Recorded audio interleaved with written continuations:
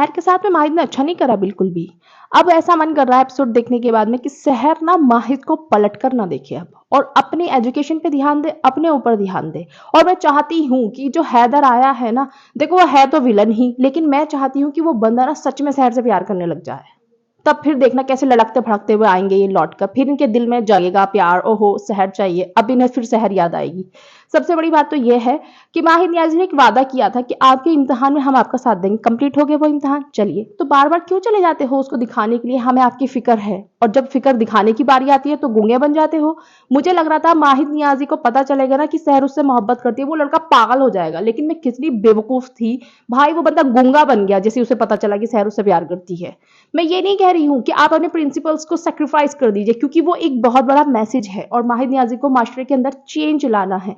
लेकिन अगर यही बात माहिर नियाज़ी सहर के सामने रखता ना कि सहर हम नहीं चाहते कि छोटी लड़कियों की शादी हो और उसकी शुरुआत हमें खुद से करनी पड़ेगी, तो सहर उसको सपोर्ट करती इसमें भी, और सहर खुद भी दूर होती कि हाँ ठीक है क्योंकि माहिद एक अच्छा मैसेज के ऊपर है, ठीक है। लेकिन नहीं, माहिद नियाज़ी को है जो भी करूंगा मैं खुद से ही करूंगा, चाहे इंसान गलतफहमी का शिकार बनना है बनते रहो।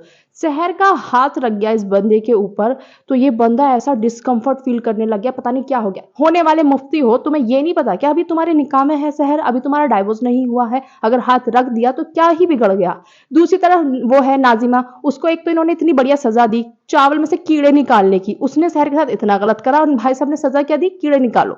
दूसरी तरफ उससे बात करते हैं, भले ही ये जहर उगलते हैं उससे बात करते हैं, पर बात ही क्यों करते हैं, क्योंकि वो आपको भाई तो मानती नहीं, जिस नजर से वो आपको देखती है वो बिल्कुल भी अच्छी नजर तो है नहीं। उससे तो आप बात कर सकते हो खड़े होकर 5 मिनट, चाहे उसमें आप जहर ही उगल रहे हो, लेकिन सहर का हाथ रखना, ओ माय गॉड, वो आपको एकदम परेशान कर दिया था उसने। दूसरी तरफ फालतू की केयर क्यों दिखाना है भाई, जब आप इतने पत्थर दिल के जख्म आपको दिख नहीं रहे हैं, बाहर के जख्म आपको ऐसे दिख रहे हैं, ओहो खून बह रहा है, ये हो रहा है वो हो रहा है। कौसर में ना और माहिद में इस टाइम में मुझे कोई फर्क नजर नहीं आ रहा है, ना तो सहर को कौसर ने समझा और ना ही अब माहिद समझ रहा है। मैं ये नहीं कह रही हूं कि आप उसे अपने घर ले जाते अपने प्रिंसिपल सेक्रीफाइस कर लेते, लेकिन तरीका अलग हो सकता था भाई। वो लड़की, उसने अपना दिल रख दिया इस लड़के के सामने निकाल के, और ये बंदा क्या कह रहा है, हाँ हमें भूल जाइए आप आगे बढ़िए। अलग तरीका भी अपना सकते थे ना आप माहिद नियाजी।